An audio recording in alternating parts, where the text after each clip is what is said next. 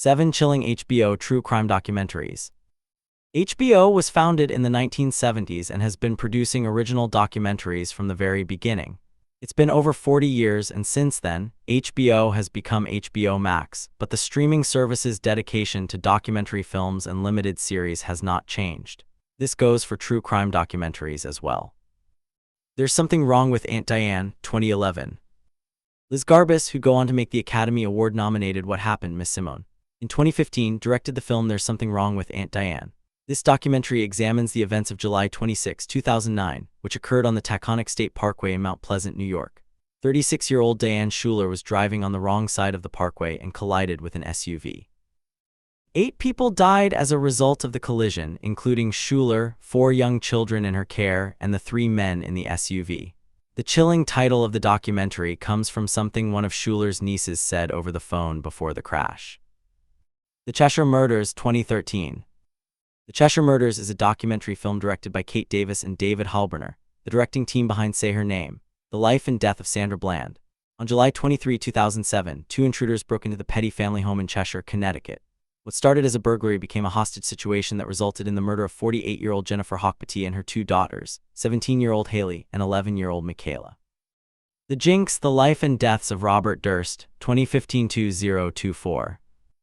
Very few true crime shows get a second season or an update, but this is one of them. Directed by Andrew Jerke, capturing the Friedmans, The Jinx is about the life of real estate heir and convicted murderer Robert Durst.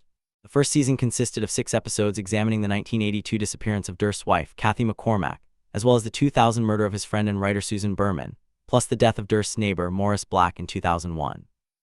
Mommy Dead and Dearest, 2017. Mommy Dead and Dearest is a documentary film directed by Aaron Lee Carr, How to Fix a Drug Scandal. Dee Blanchard was murdered by Nicholas Gojun in June 2015. The murder was planned by Gojun and Dee's 23-year-old daughter, Gypsy Rose Blanchard. The documentary covers the murder, but it also takes a closer look at events leading up to the murder. I'll Be Gone in the Dark, 2020. I'll Be Gone in the Dark is a 7-part documentary series based on Michelle McNamara's nonfiction book of the same name about investigating the Golden State Killer. The Golden State Killer, also known as the original Night Stalker and the East Area Rapist, terrorized California from 1979 until 1986. During this time, he murdered at least 13 people, sexually assaulted victims, and committed over 100 burglaries. The killer remained free for decades before being identified through DNA analysis. Joseph James DeAngelo was arrested in 2018, 2 months after McNamara's book was released. Burden of Proof, 2023.